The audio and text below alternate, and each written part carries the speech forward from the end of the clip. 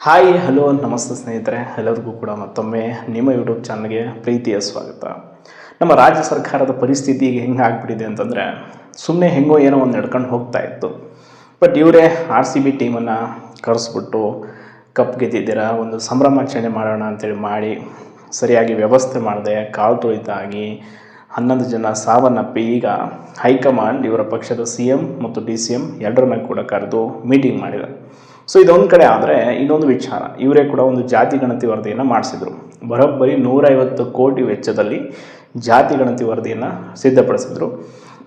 But ಆ ಜಾತಿ ಗಣತಿ ವರದಿಯಲ್ಲಿ ಕಂಪ್ಲೀಟಾಗಿ ಎಲ್ಲವೂ ಕೂಡ ಡಾಟಾ ರಾಂಗ್ ಆಗಿತ್ತು ಅಂತ ಎಲ್ಲರೂ ಕೂಡ ವಿರೋಧವನ್ನು ವ್ಯಕ್ತಪಡಿಸಿದರು. ವಿಶೇಷವಾಗಿ ಪ್ರಬಲ ಸಮುದಾಯಗಳು, ಬ್ರಾಹ್ಮಣ ಆಗಿರ್ಬೋದು, ಲಿಂಗಾಯತ, ಒಕ್ಕಲಿಗ ಎಲ್ಲ ಸಮುದಾಯದವರು ಕೂಡ ಈ ಒಂದು ಜಾತಿ ಗಣತಿ ವರದಿಯ ವಿರುದ್ಧವಾಗಿ ದೊಡ್ಡ ಮಟ್ಟದಲ್ಲಿ ಧ್ವನಿ ಎತ್ತಿದ್ರು.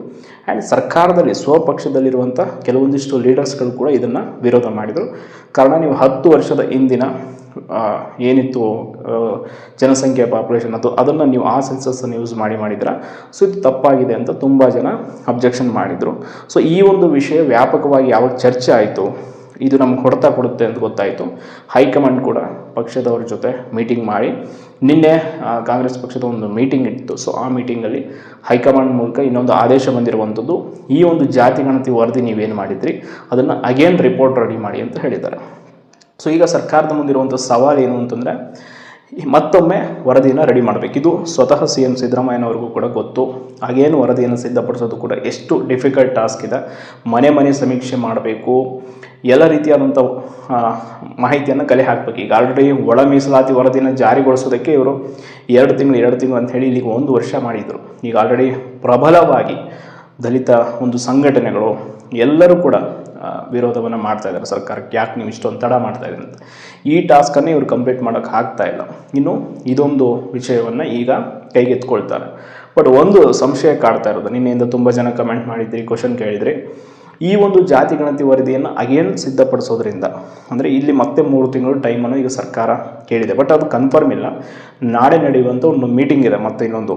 ಸೊ ಆ ಮೀಟಿಂಗಲ್ಲಿ ಎಲ್ಲ ಒಂದು ಸರ್ವಪಕ್ಷ ಮತ್ತು ಎಲ್ಲರನ್ನ ಒಳಗೊಂಡಂತೆ ನಿರ್ಧಾರವನ್ನು, ಒಮ್ಮತದ ನಿರ್ಧಾರ ಮಾಡಬೇಕಾ ಬೇಡವಾ. 100% ಬೇರೆ ಎಲ್ಲ ಪಕ್ಷದವರು, ಬೇರೆಲ್ಲ ಜಾತಿಯ ಮುಖಂಡರು ಕೂಡ ಹೇಳ್ತಾರೆ ಶೋರ್ ನೀವು ಮಾಡಿ ಇನ್ನೊಂದು ಸಲ ಅಂತ. ಬಿಕಾಸ್ ಅವರಿಗೆ ಅವರ ಜಾತಿಯ ಅಂಕಿ ಸಂಖ್ಯೆಗಳಲ್ಲಿ ವ್ಯತ್ಯಾಸ ಆಗಿದೆ. ಈಗ ಸರ್ಕಾರ ಮಾಡಲೇಬೇಕಾದಂಥ ಅನಿವಾರ್ಯತೆಗೆ ಒಳಗಾಗುತ್ತೆ. ಸೊ ಇದರಿಂದ ಒಳ ಮೀಸಲಾತಿ ವರದಿ ಜಾರಿಗೆ ಮಾಡೋದಕ್ಕೆ ತಡ ಆಗುತ್ತೆ ಅಂತ ಕೇಳ್ತಾ ಇದ್ದಾರೆ. ಸೊ ಇದ್ರ ಬಗ್ಗೆ ಸರ್ಕಾರವೇ ಕ್ಲಾರಿಫಿಕೇಷನ್ ಕೊಡಬೇಕು.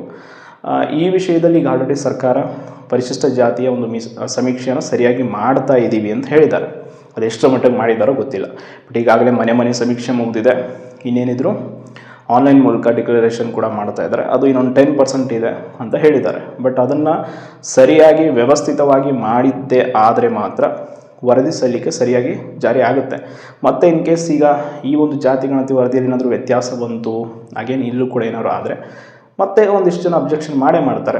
ಸೊ ಅದಕ್ಕೆ ಒಟ್ನಲ್ಲಿ ಸರ್ಕಾರ ಇಲ್ಲಿ ನೇರವಾಗಿ ಹೇಳಿಬಿಡಬೇಕಿತ್ತು, ನಮ್ಮ ಕೈಲಿ ಇವೆಲ್ಲ ಮಾಡೋದಾಗಲ್ಲ, ಸದ್ಯಕ್ಕೆ ಇವೆಲ್ಲ ನಮಗೆ ಬೇಕಿಲ್ಲ ಅಂತ ಹೇಳಿದ್ಬಿಟ್ಟು ಇರಬಾರ್ದು ಎಲ್ಲವನ್ನೂ ಮೈಮೇಲೆ ಹಾಕ್ಕೊಂಡು ಫ್ರೀ ಗ್ಯಾರಂಟಿಗಳನ್ನ ಕೊಟ್ಟು ಈ ಕಡೆ ಬಜೆಟ್ಗೂ ಕೂಡ ಹಣವನ್ನು ಹೊಂದಿಸೋಕ್ಕಾಗದೆ ಲಕ್ಷಾಂತರ ಜನ ಉದ್ಯೋಗ ಆಕಾಂಕ್ಷೆಗಳಿಗೆ ನಾವು ಬಂದ ತಕ್ಷಣ ಎಲ್ಲ ನೇಮಕಾತಿ ಪೂರ್ಣಗೊಳಿಸ್ತೀವಿ ಅಂತ ಹೇಳಿದವರು ಇನ್ನೂ ಕೂಡ ನೇಮಕಾತಿಗಳನ್ನು ಪೆಂಡಿಂಗಲ್ಲೇ ಇಟ್ಟಿದ್ದಾರೆ. ಸೊ ಇದು ದೊಡ್ಡ ಮಟ್ಟದಲ್ಲಿ ಎಲ್ಲ ಒಂದು ಸ್ಪರ್ಧಾ ಆಕಾಂಕ್ಷಿಗಳು ಏನಿದ್ದಾರೆ, ಟೀಚರ್ಸ್ ಆಸ್ಪಿರೆಂಟ್ಸ್, ಪೊಲೀಸ್ ಹುದ್ದೆ ಆಕಾಂಕ್ಷಿಗಳು, ಬೇರೆ ಎಲ್ಲ ಇಲಾಖೆಗಳಿಗೆ ಪ್ರಿಪ್ರೇಷನ್ ಮಾಡ್ತಾ ಇರುವಂಥವರಿಗೆ ದೊಡ್ಡ ಮಟ್ಟದಲ್ಲಿ ಹೊಡೆತ ಬಿದ್ದಿದೆ. ಈಗ ಆಲ್ರೆಡಿ 1 ವರ್ಷದಿಂದ ಅವರೆಲ್ಲರೂ ಕೂಡ ನೇಮಕಾತಿಗಳಿಗಾಗಿ ಕಾಯ್ತಾ ಇದ್ರು, ಹೊಸ ನೇಮಕಾತಿಗಳಿಗೆ.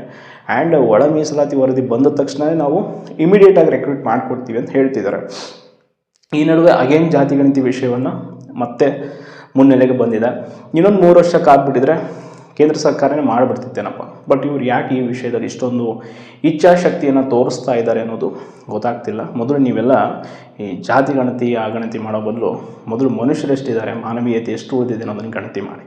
ಆ ಮಂಗಳೂರಲ್ಲಿ ಆಗ್ತಾ ಇರುವಂಥ ಹಿಂಸಾಚಾರ, ಮೊನ್ನೆ ನಡೆದಂಥ ಘಟನೆ, ಇವೆಲ್ಲ ನೋಡಿದಾಗ ನಿಜವಾಗ್ಲೂ ನಮ್ಮಲ್ಲಿ ಆಗಬೇಕಾಗಿರೋ ಜಾತಿ ಗಣತಿ ಅಲ್ಲ, ಮನುಷ್ಯರ ಗಣತಿ. ಮನುಷ್ಯರಾಗಿ ಎಷ್ಟು ಜನ ಬದುಕ್ತಿದ್ದಾರೆ, ಎಷ್ಟು ಜನ ಇದ್ದಾರೆ, ಮಾನವೀಯ ಮೌಲ್ಯಗಳು ಎಷ್ಟು ಜನರಲ್ಲಿ ಜೀವಂತವಾಗಿದೆ ಅನ್ನೋದನ್ನು ನಾವಿಲ್ಲಿ ಫಸ್ಟು ಕ್ಯಾಲ್ಕುಲೇಟ್ ಮಾಡಬೇಕಾಗಿರೋದು. ಸೊ ಈ ನಡುವೆ ಈ ವಿಷಯದ ಬಗ್ಗೆ ಸರ್ಕಾರವೇ ಸ್ಪಷ್ಟನೆ ಕೊಡಬೇಕು, ಏನಾಗುತ್ತೆ ಇದು ಒಳ ಮೀಸಲಾತಿಗೆ ಯಾವ ರೀತಿ ಎಫೆಕ್ಟ್ ಅಂತ. ಬಟ್ ಒಂದಂತೂ ಸತ್ಯ, ಈ ರೀತಿ ಸರ್ಕಾರ ನಮ್ಮ ತೆರಿಗೆ ಹಣವನ್ನು ಬೇಕಾಬಿಟ್ಟಿಯಾಗಿ ಖರ್ಚು ಮಾಡ್ತಾ ಹೋದರೆ, ಬೇಕಾಬಿಟ್ಟಿಯಾಗಿ ಇವ್ರು ತಮ್ಮ ಮನ್ಸಿಗೆ ಬಂದಂಗೆ ತಮಗೆ ಹೆಂಗೆ ಅನುಕೂಲ ಆಗುತ್ತಂಗೆ ವರದಿಗಳನ್ನು ಹಣವನ್ನು ಪೋಲು ಮಾಡ್ತಾ ಹೋದರೆ ನಿಜವಾಗ್ಲೂ ರಾಜ್ಯದ ಮೇಲೆ, ಆರ್ಥಿಕತೆಯ ಮೇಲೆ ದೊಡ್ಡ ಮಟ್ಟದ ಹೊರೆ ಬೀಳುತ್ತೆ. ಆ ಹೊರೆಯನ್ನು ಮುಂದಿನ ಬರುವ ಸರ್ಕಾರ ನಿಭಾಯಿಸೋಷ್ಟರಲ್ಲಿ ಯಾವ ನೇಮಕಾತಿಗಳನ್ನು ಕೂಡ ಮಾಡೋದೇ ಇಲ್ಲ. ಸೊ ಇದೇ ಕಾರಣ ಆಗ್ತಾ ಇರೋದು ಪ್ರತಿ ಬಾರಿ. ಇನ್ಯಾರೋ ನಿನ್ನೆ ಒಬ್ಬರು ಕಾಂಗ್ರೆಸ್ನ ಚಿಂತಕರು ಬಂದಿದ್ದರು ಕಮೆಂಟಲ್ಲಿ, ಅವ್ರು ಹೇಳಿದರು ನೀವು ಬಿ ಜೆ ಪಿ ವಿಷಯ ಆ ವಿಷಯ ಅಂತ. ಫಸ್ಟ್ ಈ ವಿದ್ಯಾರ್ಥಿಗಳಲ್ಲಿ ಈ ಮೈಂಡ್ಸೆಟ್ ಹೋಗಲಿ. ನಾನು ಆ ಪಕ್ಷ ಈ ಪಕ್ಷ, ಆ ನಾಯಕ ಬೇಕು ಈ ನಾಯಕ ಬೇಕು. ಯಾವ ನಾಯಕರಿಂದ ಏನೂ ಆಗಲ್ಲ. ಯಾರಿಂದ ಸಮಾಜಕ್ಕೆ ಒಳಿತಾಗುತ್ತೋ, ಯಾರಿಂದ ಎಲ್ಲರಿಗೂ ಅಭ್ಯರ್ಥಿಗಳಿಗೆ ಎಸ್ಪೆಷಲಿ ಉದ್ಯೋಗಾಕಾಂಕ್ಷಿಗಳಿಗೆ ಒಳ್ಳೆ ಕೆಲಸಗಳಾಗ್ತಾವೆ ಅವರನ್ನು ನಾವು ನಾಯಕ ಅಂತ ಕರಿಬೇಕು. ಸುಮ್ಮನೆ ಯಾವುದೋ ನೀವೊಂದು ಸಿದ್ಧಾಂತನ ಇಟ್ಕೊಂಡು, ನಿಮ್ಮದೊಂದು ಪಕ್ಷ ಅಂತ ಇಟ್ಕೊಂಡು ಅವ್ರು ಏನೇ ಮಾಡಿದ್ರು ಸರಿ ಅಂತ ಹೇಳ್ಕೊಂಡು ಹೋದರೆ ಯಾವತ್ತೂ ಕೂಡ ನಾವು ಉದ್ಧಾರ ಆಗೋಕ್ಕಾಗಲ್ಲ. ಸೊ ಆ ಮೈಂಡ್ಸೆಟ್ಟಿಂದ ಫಸ್ಟ್ ಹೊರಗೆ ಬರಬೇಕು. ನಾವು ಸ್ಟೂಡೆಂಟ್ಸ್ ಥರ ಇರಬೇಕು. ರಾಜಕೀಯ ಮುಖಂಡರು, ರಾಜಕೀಯ ನಾಯಕರ ಥರ ಬಿಹೇವ್ ಮಾಡಿದರೆ ಖಂಡಿತವಾಗಿ ನಮ್ಗೆ ಆಗಬೇಕಾಗಿರೋ ಕೆಲಸಗಳು ಕೂಡ ಆಗಲ್ಲ. ಈಗ ಅದೇ ಆಗ್ತಾ ಇರೋದು. ಕೆಲವೊಂದಿಷ್ಟು ಜನ ಅವ್ರಿಗೆ ಸಿದ್ಧಾಂತಗಳಿಗೆ ಬದ್ಧರಾಗ್ಬಿಟ್ಟಿದ್ದಾರೆ.